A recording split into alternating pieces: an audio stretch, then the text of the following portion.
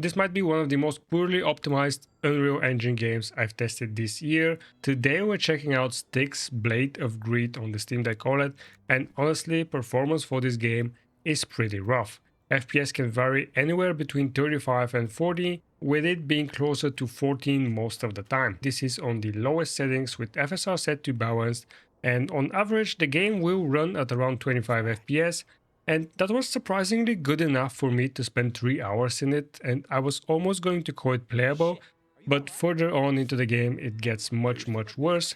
So without further ado, let's explore where this all went wrong. Styx Blade of Greed is a third-person stealth game focused on infiltration, vertical level design, and careful movement. This is the third game in the series, with the previous two being quite well received. You play as Styx, sneaking through large environments using shadows, positioning, and timing to survive. Combat isn't really the focus, and honestly that's for the best, because it's not very good. Now the levels are fairly open, there's verticality, multiple paths. The game wants to feel tactical, slow, methodic and paced, but it fails at that, at least for me. This game should be about stealth, about trying out different methods, exploring your environment and using it to your advantage, but it was very rare that I felt like I need to be sneaky or think hard about my stealth approach. On the rare occasions that I did fail at stealth and I ended up in combat, it was absolutely awful.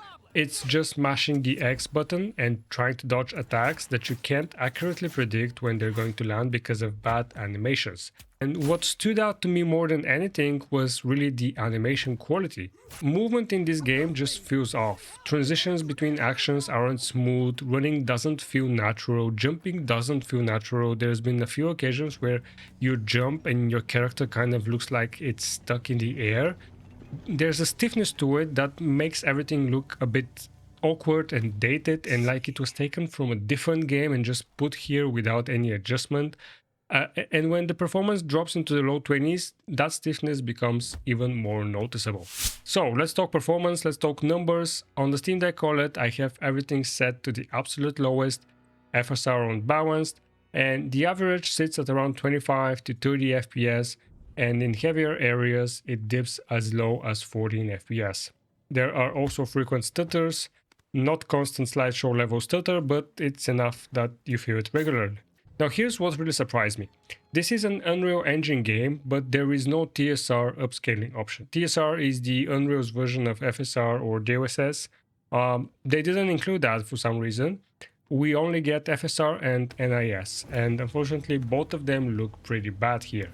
FSR Unbalanced already introduces a lot of flickering, shimmering, especially when you move the camera, and on performance mode it gets even worse. I'm just not gonna talk about it or show it at all, it's just really bad.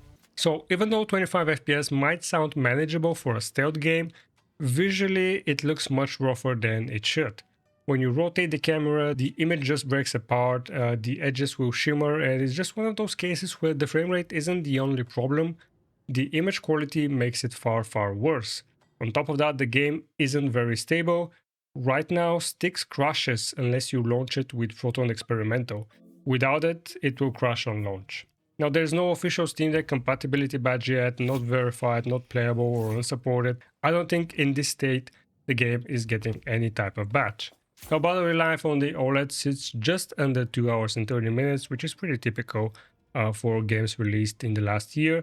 This game is recommended to be played with a controller, and thankfully controller support works absolutely fine. There is vibration supported as well. The prompts that you see on the screen are correct, there's no UI scaling issues, and the text is pretty readable. So usability wise, it's okay. Performance wise, as I said, not so much. Now, here is the concerning part. This is me running it on my desktop PC. This is on an RTX 3070, and even on that card, the game struggles to hit 60 FPS.